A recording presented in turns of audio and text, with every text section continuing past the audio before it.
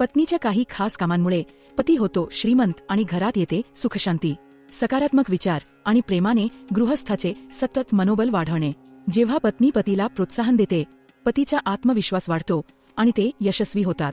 घरात शुद्धता आणि सात्विकता राखणे.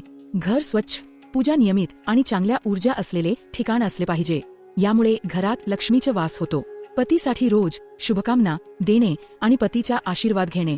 शिवाय नियमित धन आणि समृद्धीसाठी मंत्र जप करणं खूप फायदेशीर ठरते. पतीच्या नित्यकार्यात मदत आणि सोबत देणे हे नातं मजबूत करतं आणि सकारात्मक ऊर्जा निर्माण करतं. अशुभ गोष्टी टाळणे आणि चांगल्या गोष्टींकडे लक्ष देणे. यामुळे घरात नकारात्मकता कमी होते, श्रीमंती येते. दररोज सकाळी पूजा करावी.